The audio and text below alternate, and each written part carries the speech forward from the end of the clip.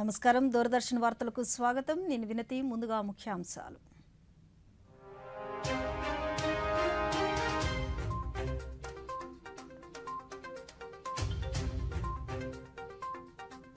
మధ్యప్రదేశ్లో పర్యటించిన ప్రధానమంత్రి 7,300 కోట్ల రూపాయల అభివృద్ధి పనులకు శంకుస్థాపనలు ప్రారంభోత్సవాలు చేసిన నరేంద్ర మోదీ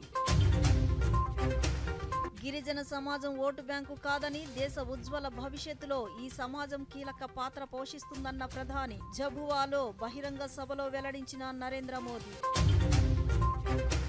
వికసిత భారత్ సాధనకు స్వామి దయానంద సరస్వతి మార్గం స్ఫూర్తిదాయకమన్న ప్రధానమంత్రి ఆర్య సమాజ్ వ్యవస్థాపకుడి 200వ జయంతి సందర్భంగా నరేంద్ర మోదీ ఘన నివాళులు అయోధ్య రామ మందిర నిర్మాణంతో దేశ సంస్కృతి వారసత్వం విశ్వవ్యాప్తం అవుతుందన్న కేంద్ర హోంశాఖ మంత్రి మైసూర్లో సుత్తూర్ జాత్ర మహోత్సవంలో పాల్గొన్న అమిత్ షా వార్తల్లోని వివరాలు రాష్ట్రపతి భవన్లో ఈరోజు చేంజ్ ఆఫ్ గార్డ్ కార్యక్రమం జరిగింది. రాష్ట్రపతి భవన్కు రక్షణగా నిలిచే దళాలు ఏటా మారే పరంపర చాలా కాలంగా కొనసాగుతూ వస్తోంది. పాత గార్డులు తమ బాధ్యతలను కొత్తగా వచ్చే బృందాలకు అందజేయడం సంప్రదాయంగా వస్తోంది. ఈ భారత సైన్యానికి సంబంధించిన 6వ సిక్కు రెజిమెంట్ నుంచి 5వ గూర్ఖా బెటాలియన్ రాష్ట్రపతి ద్రౌపది ముర్ము సమక్షంలో బాధ్యతలను చేపట్టింది. भारतीय सेना की युवा और अनुशासित बटालियन है। मैं कर्नल गणेश शंकर विद्यार्थी तथा 6 सिख के अधिकारियों और सैनिकों की सराहना करती हूँ। इन्होंने नवंबर 2020 से अभी तक अपनी जिम्मेदारी की पूरी निष्ठा से निभाई है।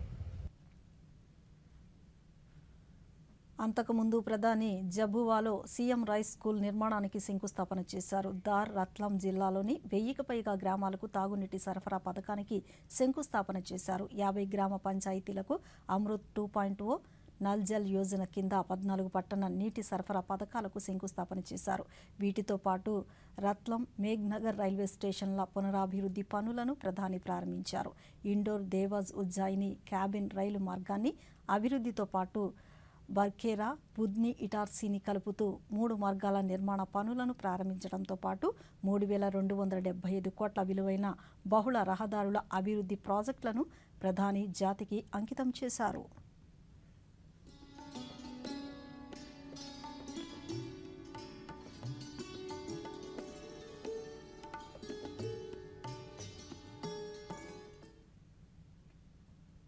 గత 10 ఏళ్లలో గిరిజన సమాజం ఉన్నతి గౌరవం అభివృద్ధికి బీజేపీ ప్రభుత్వం అంకితమై ఉందని ప్రధానమంత్రి నరేంద్ర మోదీ అన్నారు. మధ్యప్రదేశ్లోని జబువాలో ప్రధాని 7,300 కోట్ల రూపాయల విలువైన అభివృద్ధి పనులకు శంకుస్థాపనలు ప్రారంభోత్సవాలు చేశారు. ఈ సందర్భంగా ఏర్పాటు చేసిన గిరిజన మహాకుంభ్లో ప్రధాని మాట్లాడుతూ గిరిజనుల సాధికారత అభివృద్ధికి సంబంధించిన ప్రతి హామీని బీజేపీ డబుల్ ఇంజిన్ ప్రభుత్వం నెరవేర్చిందన్నారు. గిరిజన సమాజం ఓటు బ్యాంకు కాదని దేశానికే గర్వకారణమని దేశ ఉజ్వల భవిష్యత్తులో ఈ సమాజం కీలక పాత్ర పోషిస్తుందన్నారు. తమ ప్రభుత్వం అటవీ ఉత్పత్తులపై ఎంఎస్పీని రికార్డు స్థాయిలో పెంచిందని, అటవీ ఉత్పత్తులను ప్రజలకు అందుబాటులోకి తీసుకురావడానికి వందన్ కేంద్రాలను ప్రారంభించామని అన్నారు. जब विपक्ष में से आवाज आई 400 पार, फिर मैंने कहा देखो भाई एनडीए की 400 पार की बात तो मैं भी सुन रहा हूँ, लेकिन मैं ये भी सुन रहा हूँ कि अकेला बीजेपी अकेला कमल का निशान 370 पार करेगा। विपक्ष के लोगों को जमीनी हकीकत का ये आईना मध्य प्रदेश ने पिछले चुनाव में जनता का मिजाज क्या है वो दिखा दिया है। मध्य प्रदेश को मौका मिला इसलिए दिखा दिया, लेकिन ऐसा ही मिजाज हिंदुस्तान के कोने कोने में है। आपका सम्मान भी और आपका विकास भी ये मोदी की गारंटी है। आपके सपने, आपके बच्चों के सपने, नौजवानों के सपने, ये मोदी का संकल्प है। इसलिए भगवान बिरसा मुंडा की जयंती को राष्ट्रीय गौरव दिवस के तौर पर मनाने का फैसला मोदी सरकार ने किया। टंटिया मामा के बलिदान को याद कर आज बलिदान दिवस मनाया जाता है। उन्हीं के नाम पर आज मैं युवाओं के लिए क्रांति सूर्य टंट्या भील विश्वविद्यालय की घोषणा कर रहा हूं। ज्यादातर राज्यों में सरकार से बेदखल करके जनता जनार्दन ने इनकी लूट के रास्ते बंद कर दिए। अब ये वापस कुर्सी पाने के लिए जाति के नाम पर, भाषा के नाम पर, इलाके के नाम पर टूट करवाने में, फूट करवाने में लगे हुए। लेकिन देश इनकी हरकतें देख रहा। देश इनके मंसूबे सफल नहीं। ఉపాధి కల్పనే ధ్యేయంగా కేంద్ర ప్రభుత్వం ఆధ్వర్యంలో నిర్వహించబడుతున్న రోజ్గార్ మేళా రేపు ఉదయం నిర్వహించబడుతోంది. ప్రధానమంత్రి నరేంద్ర మోదీ వీడియో కాన్ఫరెన్స్ ద్వారా పాల్గొని కొత్తగా భర్తీ అయిన 1,00,000కు పైగా నియామక పత్రాలను పంపిణీ చేయనున్నారు. ఈ కార్యక్రమం దేశవ్యాప్తంగా 47 ప్రాంతాల్లో నిర్వహించబడుతుంది.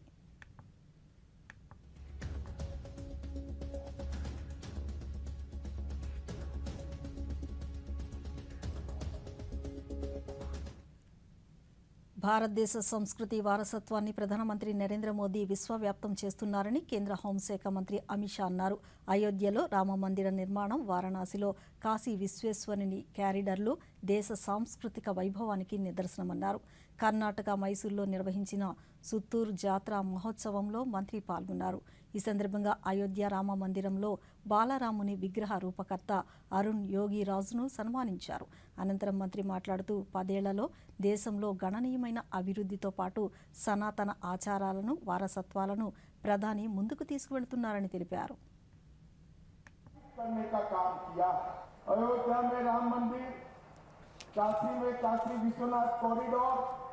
महाकाल कॉरिडोर, बाबा केदारनाथ और बद्रीधाम की नगरी का पुनरुत्थान, ढेर सारे हमारे सांस्कृतिक चेतना केंद्र को मोदी जी ने पुनर्जीवित करने का काम किया। ఆర్య సమాజ వ్యవస్థాపకులు, స్వాతంత్ర పోరాట యోధుడు స్వామి దయానంద సరస్వతి వికసిత్ భారత్ లక్ష్యం దిశగా సాగిస్తున్న ప్రస్తుత ప్రయాణానికి స్ఫూర్తి ప్రదాత అని ప్రధానమంత్రి నరేంద్ర మోదీ అన్నారు. దయానంద్ సరస్వతి జయంతి సందర్భంగా ప్రధాని ఆయన సేవలను గుర్తు చేసుకున్నారు. ఆధునిక భారత నిర్మాణ లక్ష్యంతో ఆర్య సమాజాన్ని స్థాపించి లక్షలాది మంది ప్రజలకు ప్రేరణగా నిలిచారని ప్రధాని అన్నారు.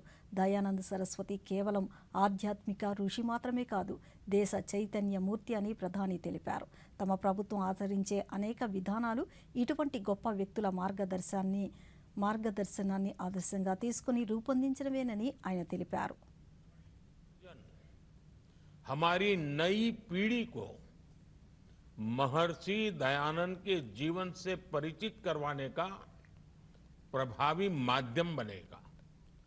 साथियों, मेरा सौभाग्य रहा कि स्वामी जी की जन्मभूमि गुजरात में मुझे जन्म मिला। उनकी कर्मभूमि हरियाणा लंबे समय तक मुझे भी उस हरियाणा के जीवन को निकट से जानने, समझने का और वहां कार्य करने का अवसर मिला। इसलिए स्वाभाविक तौर पर मेरे जीवन में उनका एक अलग प्रभाव है, उनकी अपनी एक भूमिका है। मैं आज इस अवसर पर महर्षि दयानंद जी के चरणों में प्रणाम करता हूं, उन्हें नमन करता हूं। देश विदेश में रहने वाले उनके करोड़ों अनुयायियों को भी जन्म जयंती की बहुत बहुत बधाई देता हूं। साथियों, इतिहास में कुछ दिन, कुछ क्षण, कुछ पल ऐसे आते हैं जो भविष्य की दिशा को ही बदल देते हैं। आज से 200 वर्ष पहले दयानंद जी का जन्म ऐसा ही अभूतपूर्व पल था। ये वो दौर था जब गुलामी में फंसे भारत के लोग బీజేపీ సిద్ధాంతకర్త పండిట్ దీన్ దయాళ్ ఉపాధ్యాయ వర్ధంతి సందర్భంగా ప్రధాని నరేంద్ర మోదీ ఈరోజు ఆయనకు నివాళులర్పించారు. మోదీ మాట్లాడుతూ పండిట్ దీన్ దయాళ్ ఉపాధ్యాయ భారతీయ సంస్కృతి వారసత్వాన్ని కేంద్రంగా ఉంచడం ద్వారా దేశాన్ని ముందుకు తీసుకువెళ్లే మార్గాన్ని చూపించారని, ఇది అభివృద్ధి చెందిన భారతదేశాన్ని నిర్మించడంలో ప్రేరణగా మారిందని నరేంద్ర మోదీ సామాజిక మాధ్యమంలో పేర్కొన్నారు.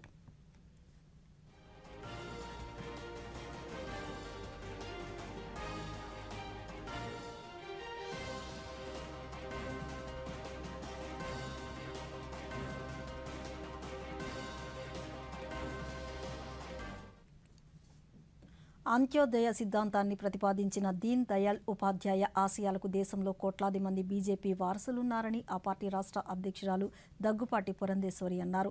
ఎన్టీఆర్ జిల్లా విజయవాడలోని బీజేపీ రాష్ట్ర కార్యాలయంలో నిర్వహించిన దీన్ దయాళ్ ఉపాధ్యాయ వర్ధంతి కార్యక్రమంలో ఆమె మాట్లాడుతూ చిన్న చిన్న పరిశ్రమల వల్లే ఎక్కువ ఉపాధి అవకాశాలుంటాయని, స్థానికంగా ఉన్న నైపుణ్యాన్ని గుర్తించడం ద్వారా ఆ ప్రాంతాలు, రాష్ట్రం, దేశం అభివృద్ధి చెందుతుందనే సిద్ధాంతాన్ని దీన్ దయాళ్ అందించారని అన్నారు. Bharatiya Janata Party, which is Antyodaya, and Antyodaya means that we need to extend welfare to the person standing in the last rung of society and thereby ensure that India progresses forward. So keeping the ideology in mind, about 2 days ago, Srimati Nirmala Sitharamanji had produced a white paper to the entire nation in which she had outlined the various programs, the various decisions that the central government had taken to ensure that India went on the right path of progress. And rightfully, as per the decisions that were taken, even during the most difficult times, India maintained a GDP of 8.7% today. So it means that Bharatiya Janata Party is completely dedicated to the ideology of the founder of our party, Shri Deen Dayal Upadhyaya ji. And today we are seeing a lot of people willing to come and join the party. And the only advice that I was giving them is that it is simply not taking on the symbol of Bharatiya Janata Party, but also taking forward the ideology which Bharatiya Janata Party believes in firmly, and that is Antyodaya, which means giving welfare to the person standing in the last rung of society. వీర చరిత్ర, త్యాగనిరతికి పేరుగాంచిన ఉత్తరాంధ్రను YCP ప్రభుత్వం గంజాయి కేంద్రంగా మార్చిందని Telugu Desam party ప్రధాన కార్యదర్శి నారా లోకేష్ అన్నారు. శ్రీకాకుళం జిల్లా ఇచ్చాపురంలో ఎన్నికల శంఖారావం ప్రారంభ సభలో ఆయన మాట్లాడుతూ రాష్ట్రంలో గత 5 ఏళ్లలో అభివృద్ధి శూన్యమన్నారు. మెగా డిఎస్సిని ప్రకటిస్తామని చెప్పిన వైసీపీ మినీ డిఎస్సి ప్రకటించి నిరుద్యోగులను మోసం చేసిందన్నారు. 3 రాజధానులు కావాలంటున్న ముఖ్యమంత్రి ఇంతవరకు ఎక్కడా కూడా ఒక్క ఇటుకను కూడా వేయలేదన్నారు. ఉత్తరాంధ్రాన్ని జాబ్ క్యాపిటల్ ఆఫ్ ఇండియాగా చేస్తే జగన్ పరిపాలనలో ఉత్తరాంధ్రాన్ని గంజాయి క్యాపిటల్ ఆఫ్ ఇండియాగా ఈ రోజు మార్చేసే పరిస్థితి. ఇలాంటి గొప్ప నేలపై ఈ రోజు ఈ శంఖారావం యాత్ర ప్రారంభిస్తాం. నా అదృష్టంగా భావిస్తున్నా. పదే పదే సిద్ధం సిద్ధం సిద్ధం అంటాడు. జైలుకి వెళ్లేదానికి సిద్ధం. అది ఇచ్చాపురం ప్రజల దృష్టికి తీసుకురావాలనుకుంటున్నా. ఈ మధ్యన కొత్త నాటకం మొదలు పెట్టాడు. ఎన్నికల ముందల ఏం చెప్పాడు ఈ జగన్?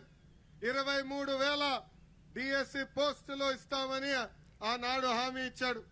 అధికారంలోకి వచ్చిన తర్వాత కేవలం 18,000 పోస్టులు ఉన్నాయన్నాడు. దాని తర్వాత 117 జియో తీసుకొచ్చి ఏకంగా స్కూల్ రేషనలైజేషన్ పేరుతో టీచర్ పోస్టులు తగ్గించిన వ్యక్తి ఈ జగన్. పెండింగ్ లో ఉన్న అన్ని ఇరిగేషన్ ప్రాజెక్టులు యుద్ధ ప్రాతిపదికంగా పూర్తి చేస్తాం. ఫ్యాక్టరీలు కూడా ఆదుకునే బాధ్యత మేము తీసుకుంటాం. 2 నెలలు ఓపిక పట్టండి. ఆ రోజు మన కష్టకాలాల్లో ఉంటే నాకు అన్నగా నిలబడిన వ్యక్తి పవన్ కళ్యాణ్. ఆనాడు బాబు గారిని చూసిన వెంటనే లేదు కలిసికట్టుగా పోరాడదాం, ఒకే ఒక లక్ష్యంతో పోరాడదామని ఆనాడు ముందుకొచ్చిన వ్యక్తి పవన్ అన్న. ఏకాత్మత, మానవతావాదాన్ని ప్రబోధిస్తూ బీజేపీకి మూల సిద్ధాంతకర్తగా నిలిచిన పండిట్ దీన్ దయాళ్ ఉపాధ్యాయ వర్ధంతి సందర్భంగా బీజేపీ ఘన నివాళులర్పించింది. పార్టీ కేంద్ర కార్యాలయంలో బీజేపీ అధ్యక్షులు జేపీ నడ్డా పుష్పాంజలి ఘటించారు. పలువురు బీజేపీ నాయకులు ఈ సందర్భంగా దీన్ దయాళ్ ఉపాధ్యాయ ఆలోచన విధానాలను స్మరించుకుంటూ నివాళులర్పించారు.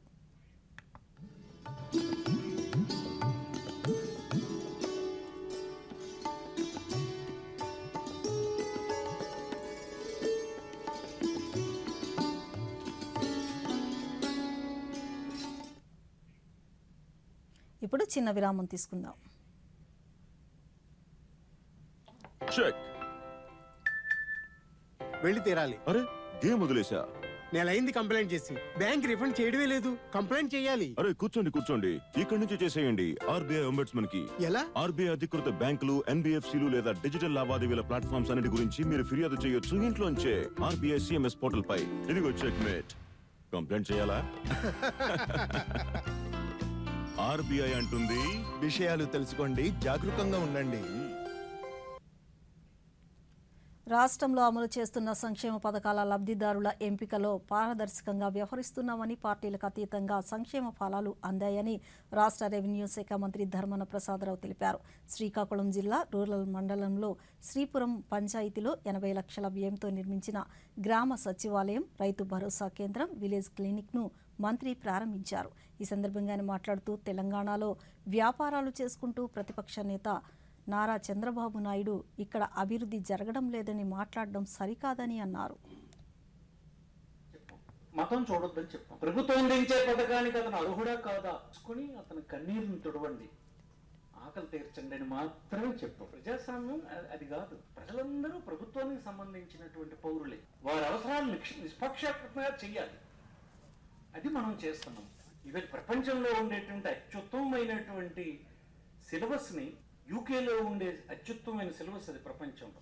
ఆ సిలబస్ని రాష్ట్రానికి తెచ్చేస్తే, సిబిఎస్ఈ సిలబస్ని రాష్ట్రమంతా స్కూల్లోకి తెచ్చేస్తే, స్కూల్స్ అన్ని కోట్లాది రూపాయలు పెట్టి బాగు చేయించి, ఫర్నిచర్ పెట్టి, డిజిటల్ బోర్డు పెట్టి, కంప్యూటర్ ఇచ్చి, పుస్తకాలు ఇచ్చి, కడుపు నిండా తిండి పెట్టి, కూలికి పంపిస్తే కూలి వస్తుందని ఆశపడి పంపించడం మానేస్తదేమని చెప్పి.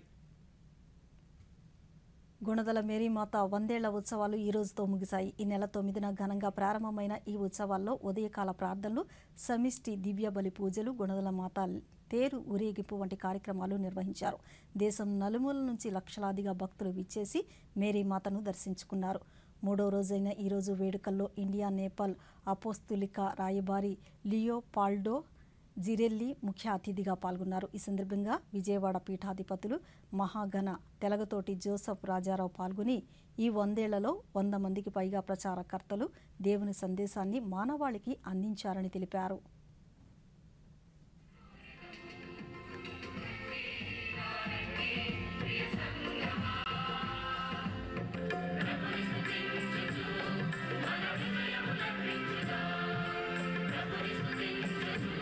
of Vijayawada and Elu through Mary, to the maternal intercession of Mary.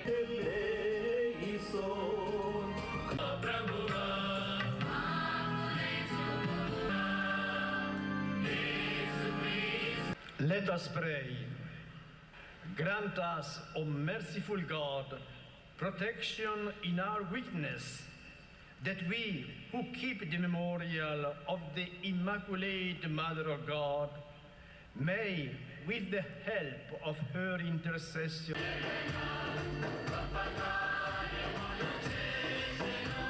Andaram kalisi vandanalu samarpinchudam. Blessings from the Blessed Virgin Mary. I am so grateful that Your Excellency could be here to celebrate this Eucharist for us. Let us give him a round of applause to His Excellency. I was happy to invite him a couple of months ago for this event. I want to tell him how grateful we all feel to the PMA Society. We have 110 religious priests, 37 religious brothers, and great number of Catholics, and have love for the poor. దేశంలోని మహిళలు, పిల్లల ఆరోగ్య పరిరక్షణలో కీలక పాత్ర పోషిస్తున్న ఆశా అంగన్వాడీ వర్కర్లకు ఆయుష్మాన్ భారత్ కార్డుల రూపంలో ఆరోగ్య రక్షణ కల్పించడం పట్ల వారు ఆనందం వ్యక్తం చేస్తున్నారు. కరోనా తదనంతరం కాలంలో మహిళలు, పిల్లలకు వచ్చే అనేక ఆరోగ్య సమస్యలకు పౌష్టికాహార రూపంలో చెక్ పెట్టడంలో ఈ ఆశా వర్కర్లు కీలక పాత్ర పోషించిన నేపథ్యంలో వీరికి ఈ రక్షణ కవచం ఎంతో అవసరమని భావించిన కేంద్ర ప్రభుత్వం భారతదేశంలో ఎక్కడైనా చికిత్స చేయించుకోవడానికి వీలుగా ఈ ఆయుష్మాన్ భారత్ కార్డులను వారికి అందజేసింది. ఇది మన ఫ్యామిలీలో పర్సనల్, అంటే ఒక్కొక్క నెంబర్కి ఒక్కొక్క బీమా లాగా. అంటే ఇప్పుడు నా ఫ్యామిలీలో నేను ఒక మెంబర్ని, నాకు పర్సనల్గా నాకు బీమా ఒకటి, అట్లా మన ఫ్యామిలీలో ఇంకొక నెంబర్కి కూడా బీమా వస్తుంది. ఇది మన భారతదేశంలో అన్ని రాష్ట్రాల్లో ఎక్కడైనా హెల్త్ పరంగా మనం చూపించుకోవడానికి అవకాశం ఇచ్చారు. ఇలాంటి అవకాశం ఇచ్చిన నరేంద్ర మోడీ గారికి ధన్యవాదాలు తెలుపుకుంటున్నాం. నరేంద్ర మోడీ గారు పిఎంజేవై అనేది ప్రధానమంత్రి గారు స్టార్ట్ చేశారు. అది మన ఇంట్లో ఎంతమంది ఉంటే అంతమందికి కార్డ్స్ ఇస్తారు. మనం ఈ అదర్ స్టేట్స్లో కూడా చూపించుకోవచ్చు. ఆశా కార్యకర్తలకి, అంగన్వాడీ టీచర్లకు కూడా ఇప్పుడు ఈ కార్డ్స్ అనేవి ఎలిజిబుల్ చేశారు. మాకనేది ఈ అవకాశం ఇచ్చినందుకు నరేంద్ర మోడీ గారికి మా హృదయపూర్వక ధన్యవాదాలు. రామ జన్మభూమిలో బాలరాముని దర్శించుకోవడానికి దేశవ్యాప్తంగా భక్తులు అయోధ్యను సందర్శిస్తున్నారు. ఉత్తరప్రదేశ్ విధాన మండలి సభ్యులు కూడా అయోధ్య బాట పట్టారు. ఆ రాష్ట్ర ఎమ్మెల్యేలు ఈరోజు లక్నో నుంచి ప్రత్యేక బస్సులో బయలుదేరారు. సమాజ్వాదీ పార్టీకి చెందిన సభ్యులు మినహా మిగిలిన అన్ని పక్షాల ఎమ్మెల్యేలు అయోధ్య యాత్రలో పాల్గొన్నారు.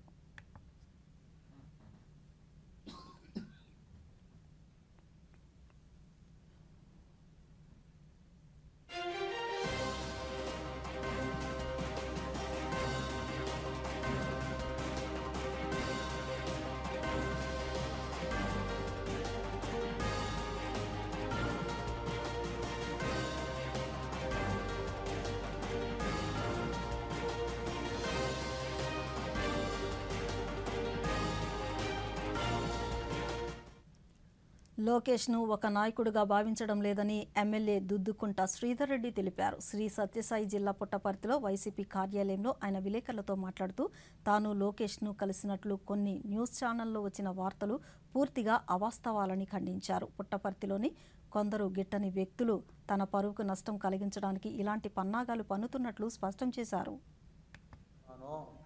లేదంటే ఒక లీడర్ గానో, ఒక సర్పంచ్ గానో, లేదంటే ఒక వార్డు మెంబర్ గానో నేను అనుకోలేదు. ఎందుకంటే ఆయన ఇంతవరకు ఒక వార్డు మెంబర్గా గెలవలేదు, ఒక సర్పంచ్గా గెలవలేదు, ఒక ఎంపీటీసీగా గెలవలేదు, ఒక జెడ్పీటీసీగా గెలవలేదు, ఒక కౌన్సిలర్గా కూడా గెలచలేదు. దొడ్డిదారిని వచ్చి వాళ్ళ నాయనకున్నటువంటి పదవిని అడ్డం పెట్టుకొని దొడ్డిదారిలో వచ్చి సీట్లో కూర్చున్నాడు. ప్రత్యక్ష రాజకీయాల్లో ఉండే వాడికి ఎవరికైనా కూడా ఇప్పుడు మా తరము మొత్తం జగన్మోహన్ రెడ్డి గారితో నడుస్తూ ఉంది. మా మామ వాళ్ళ పిల్లోళ్ళు అక్కడ పులిందల్లో కావచ్చు, ఇక్కడ కావచ్చు, అక్కడ కావచ్చు. ఎవడో పనికి మాలిన వ్యక్తి పుట్టపర్తిలో కొంతమంది పని కట్టుకొని శ్రీధర్ రెడ్డిని ఏదో ఒక విధంగా ఇబ్బంది పెట్టాలా అని చెప్పేసి ఆ ప్రయత్నం చేస్తూ ఉన్నారు. ఇలాంటి ప్రయత్నాలకంతా నేను భయపడే వ్యక్తిని కాదు. ఎందుకంటే ఇది మూడో తరం రాజశేఖర రెడ్డి గారి వైఎస్ఆర్ కుటుంబంతో ఇది మూడో తరం. మా కుటుంబం అంత దగ్గరగా సంబంధాలు ఉన్నాయి మాకు. అది కూడా జగన్మోహన్ రెడ్డి గారు ఇబ్బందుల్లో ఉన్నప్పుడు 2011, 2012, 2013 సమయంలో రాజశేఖర రెడ్డి గారి కుటుంబాన్ని ఇబ్బందులు పెట్టాలి, జగన్మోహన్ రెడ్డి గారిని ఇబ్బందులు పెట్టాలని చెప్పి సోనియా గాంధీ భావించినప్పుడు నేను వ్యాపారాలన్నీ వదుకొని ప్రత్యక్ష రాజకీయాల్లోకి వచ్చాను. రాజశేఖర రెడ్డి గారి అడుగుజాడల్లో నడుస్తూ తెలుగుదేశం పార్టీ నాయకులు నారా లోకేష్ చేపట్టనున్న సమర శంఖారావం కార్యక్రమాన్ని తెలుగుదేశం నాయకులు, కార్యకర్తలు విజయవంతం చేయాలని విజయనగరం తెలుగుదేశం పార్టీ పార్లమెంటరీ అధ్యక్షులు కిమిడి నాగార్జున తెలిపారు. గతంలో చేపట్టిన యువగళం పాదయాత్రలో కొన్ని నియోజకవర్గాల్లో చేపట్టడం కుదరలేదని, అందువల్లే తెదేపా కార్యకర్తలు ప్రజలను నేరుగా కలిసి పరిస్థితులు తెలుసుకునేందుకు ఈ కార్యక్రమం నిర్వహిస్తున్నట్లు తెలిపారు. విజయనగరం జిల్లాలో నెల్లిమర్ల, కురుపం తదితర నియోజకవర్గాల్లో లోకేష్ పర్యటన ఉంటుందని తెలిపారు. తెదేపా నాయకులు, కార్యకర్తలు అధిక సంఖ్యలో పాల్గొని ఈ కార్యక్రమాన్ని విజయవంతం చేయాలని పిలుపునిచ్చారు. ఈ సమావేశంలో పార్టీ విజయనగరం నాయకురాలు పూసపాటి అతిథి గజపతి, విజయనగర పార్టీ నాయకులు పాల్గొన్నారు. యాత్రలో కవర్ అవ్వని కాన్స్టిట్యుయెన్సీస్ ఏవైతే ఉన్నాయో వాటన్నిటికీ కూడా సమర శంఖారావం పేరుతో ఒక కార్యక్రమం పెట్టుకోవడం అనేది జరిగింది. 13వ తారీఖు మధ్యాహ్నం పాలకొండలో సభ ముగించుకుని ఆ రోజు సాయంత్రం కురుపం రాబోతున్నారండి. కురుపం నుంచి నైట్ హాల్ట్ పార్వతీపురంలో ఉండబోతూ ఉంది. 14వ తారీఖు మార్నింగ్ పార్వతీపురం, మధ్యాహ్నం సాలూరు, నైట్ బొబ్బిలండి. బొబ్బిల్ నుంచి రాజాం వచ్చేసి రాజాంలో నైట్ హాల్ట్.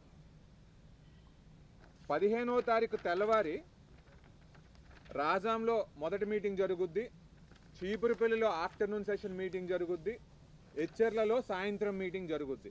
సాయంత్రం మీటింగ్ అయిపోయిన తర్వాత నెల్లిమర్లు వచ్చి నైట్ హాల్ట్ ఉంటారు. 16వ తారీఖు వచ్చేసరికి నెల్లిమర్లలో మొదటి మీటింగు, విజయనగరంలో ఆఫ్టర్నూన్ సెషన్, అక్కడి నుంచి గజపతి నగరంలో ఈవినింగ్ సెషన్. గజపతి నగరం నుంచి మళ్ళీ ఎస్కోట వెళ్ళిపోయి నైట్ స్టే అక్కడ ఉండి ఎస్కోటలో 17వ తారీఖు తెల్లవారి మీటింగ్ చేసుకుని అనకాపల్లి ఏపీఎస్ఆర్టీసీ లాభాల బాటలో నడుస్తుందన్నారు ఆ సంస్థ బోర్డు డైరెక్టర్ ఏ రాజారెడ్డి. తిరుపతిలోని అలిపిరి డిపోను పరిశీలించిన డైరెక్టర్ ఆ తరువాత ఉద్యోగులతో సమావేశమయ్యారు. కరోనా సమయంలో కూడా ఆర్టీసీ ఉద్యోగస్తులకు పూర్తి స్థాయిలో జీతభత్యాలను ప్రభుత్వం అందించిందన్నారు. ఇప్పటి వరకు 12,000 కోట్ల రూపాయలను ఆర్టీసీ ఉద్యోగులకు జీతాల రూపంలో చెల్లించామన్నారు. కొత్త ఎలక్ట్రికల్ బస్సులతో పాటు పల్లె వెలుగు బస్సులను కూడా కొనుగోలు చేసి ప్రజలకు అందుబాటులోకి తీసుకువస్తామన్నారు. త్వరలో రిటైర్ అయ్యే ఉద్యోగులకు కూడా ఈహెచ్ఎస్ సౌకర్యం కల్పించేందుకు ప్రభుత్వం సిద్ధంగా ఉందన్నారు. ఆర్థిక పరిపుష్టిని అన్నిటి కూడా టాక్సేషన్లో కానీ రీఎంబర్స్మెంట్ కానీ ఏది చెల్లించకుండా ఆర్టీసీ యొక్క రెవెన్యూను లూటీ చేయడం జరిగింది. తర్వాత ఏపీఎస్ఆర్టీసీ కోమాలోకి పోయేటటువంటి పరిస్థితుల్లో ఏపీఎస్ఆర్టీసీ కీర్తిశేషులు రాజశేఖర్ రెడ్డి గారు టోటల్ ట్యాక్స్లో 50% రీఎంబర్స్మెంట్, అదేవిధంగా టోటల్ ఈ యొక్క సబ్సిడీని టోటల్ ఇవ్వడం జరిగింది. తద్వారా ఏపీఎస్ఆర్టీసీ స్టార్ట్ అవ్వడం. మరి ఏదైతే అయిపోయినప్పటికీ కూడా ఈ ఆర్థిక పరిపుష్టి 7,000 కోట్ల అప్పుకి వెళ్ళిపోవడం, బస్సులు ఆపరేట్ చేసుకోలేకుండా ఉండేటువంటి పరిస్థితి నుంచి దీన్ని బయటపెట్టాలంటే మరి ఇప్పుడు ఉన్నటువంటి ముఖ్యమంత్రి గారు దీన్ని ప్రభుత్వంలో 1/1/20 నుంచి ప్రభుత్వంలో విలీనం చేయడం జరిగింది. విలీనం చేసిన తర్వాత ప్రతి నెల ఈ మనకు ఏదైతే కరోనా సమయంలో కూడా ఒక్క నెలలో కూడా జీతభత్యాలు మిస్ కాకుండా జీతభత్యాలు ఇవ్వడం జరుగుతూ ఉంది. కాబట్టి 12,000 కోట్ల వరకు ఈనాటికి జీతభత్యాల రూపంలో ఆర్టీసీకి ఉద్యోగులకు అందరికీ చెల్లించడం జరిగింది ప్రభుత్వం. అటువంటి ముఖ్యమంత్రికి కృతజ్ఞతగా ఉండాలి. అదేవిధంగా ఏపీఎస్ఆర్టీసీ బస్సులు పెంచుకోవడం, అదేవిధంగా 100 బస్సెస్ ఎలక్ట్రిక్ బస్సులు నడుస్తున్నాయి 1000 బస్సులకు. అదేవిధంగా టోటల్ ఏసీ బస్సులు కానివ్వండి, పల్లె వెలుగు బస్సులు కానీ 1500కు పర్చేజ్ చేయడం జరుగుతూ ఉంది. ప్రధానమంత్రి నరేంద్ర మోదీ ఈ నెల 13, 14 తేదీల్లో యునైటెడ్ అరబ్ ఎమిరేట్స్ పర్యటనకు వెళ్లనున్నారు. తొలి రోజున యుఏఈ అధ్యక్షులు Sheikh Mohamed bin Zayed Al నహ్యాన్తో సమావేశమై విస్తృత చర్చలు జరుపుతారు. అలాగే రాజధాని నగరమైన అబుదాబిలో నిర్మించిన తొలి హిందూ ఆలయాన్ని మోదీ ప్రారంభిస్తారు. ఈ సందర్భంగా అక్కడ ఉంటున్న ప్రవాస భారతీయులను ఉద్దేశించి మాట్లాడతారు. 2015 నుంచి యుఏఈకి ఇది ప్రధాని జరపనున్న 7వ పర్యటనగా భారత విదేశీ వ్యవహారాల మంత్రిత్వ శాఖ ఒక ప్రకటనలో తెలిపింది. దుబాయ్ కేంద్రంగా జరిగే వరల్డ్ గవర్నమెంట్ సమ్మిట్ 2024కు గౌరవ అతిథిగాను ప్రధాని హాజరై ప్రసంగిస్తారు.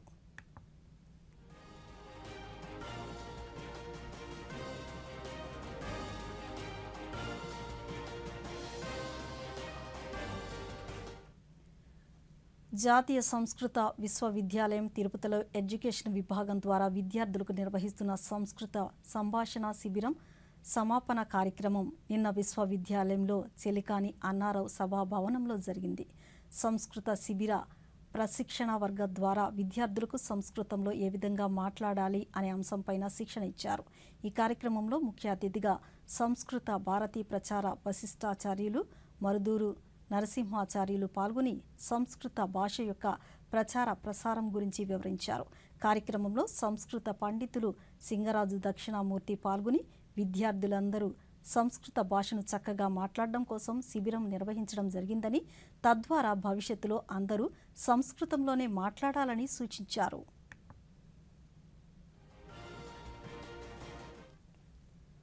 ప్రధానమంత్రి నరేంద్ర మోదీ తన మనసులోని భావాలను దేశ ప్రజలతో పంచుకునే మన్ కీ బాత్ కార్యక్రమం 110వ సంచిక ఈ నెల 25వ తేదీ ఆదివారం ఉదయం 11 గంటలకు ప్రసారం అవుతుంది. ప్రజలు తమ అభిప్రాయాలను నమో యాప్ ద్వారా కానీ స్వర సందేశం అయితే 180011780 నెంబర్కు ఈ నెల 23వ తేదీలోగా పంపించవచ్చు. అలాగే www.mygov.in వెబ్సైట్ ద్వారా కానీ 1922 నెంబర్కు మిస్డ్ కాల్ ఇవ్వడం ద్వారా తిరిగి మన మొబైల్కు వచ్చే సంక్షిప్త సందేశంలోని లింక్ ద్వారా కూడా అభిప్రాయాలను తెలియచేయవచ్చు.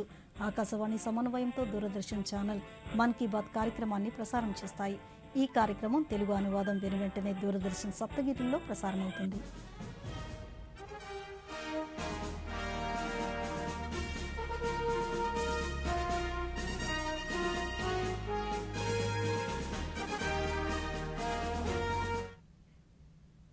ఈ వార్తలు ఇంతటితో సమాప్తం. నమస్కారం.